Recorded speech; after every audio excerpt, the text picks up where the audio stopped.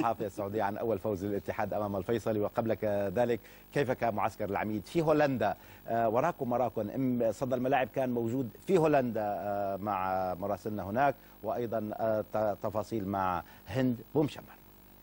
افتخر عشق اتحادي مسوى بالحب نادي من سكن داخل فؤادي هذا هو نادي العميد. افتخر عشق اتحادي مسوى. امتحان الإتي في الجولة الأولى من دوري جميل أمام الفيصلي انتهى بالنقاط الكاملة وأجمل الأهداف برازيلية بامتياز. الصحف السعودية سطرت بالخط العريض عنوان البداية، فاختلفت الحروف لكن بقيت الآراء متقاربة.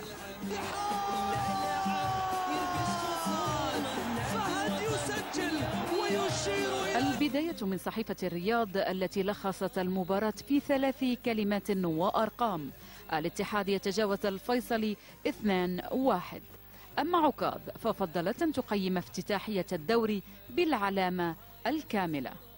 ال5 دقائق الأخيرة من المباراة كانت أساس عنوان صحيفة الرياضية: الفيصلي يدق ناقوس الخطر في الاتحاد. اليوم سلطت الضوء في عنوانها على صناع الفوز والنقاط الكاملة: الاتحاد يتجاوز الفيصلي بصاروخية ماركينو ولدغة الفهد.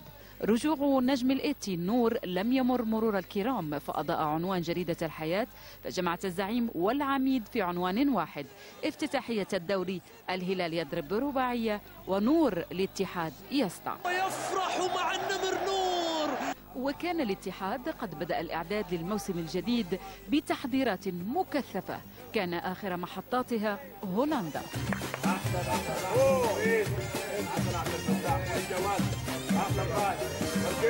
أمشي الاستفادة والتجانس في لعيبة جدد، إن شاء الله قاعد نسوي اللي نقدر عليه. الكل عارف إنه عندنا مباراتين في الدوري بعد كأس آسيا، وهي البطولة المهمة حاليا بالنسبة لنا. إن شاء الله ربي يكتب لنا في الخير. هكذا كان الانطباع من معسكر الاتحاد الأوروبي: معنوية إيجابية، حزم في التدريبات التي أقيمت في جو لم يخلو من التركيز في أدق التفاصيل، بغية تغيير معطيات ونتائج الموسم الماضي. النتائج كانت إيجابية، الفريق يعني في تصاعد بيطبق الأدوار اللي يطلبها منه الكوتش خالد القروني، وإن شاء الله بإذن الله نتمنى التوفيق بإذن الله في بدايتنا في الدوري، ويليها إن شاء الله بطولة آسيوية بإذن الله. حريصين يعني كمجموعة في كيفية انسجام، خاصة بعد انضمام اللاعبين الأجانب مع الفريق الحالي. أنا أعتقد أنه كان يعني الفترة مناسبة يعني بالنسبة للفريق الاتحادي، وإن شاء الله يعني نجني ثمارها في هذا الموسم، سواء في المسابقات المحلية أو بطولة كأس آسيا إن شاء الله.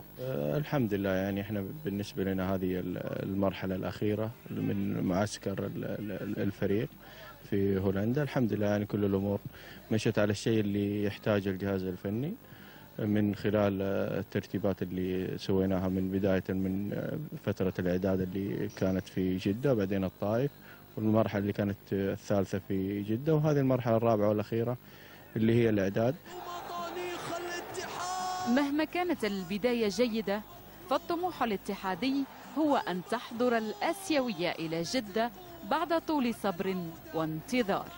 هند بومشمر، صدى الملاعب.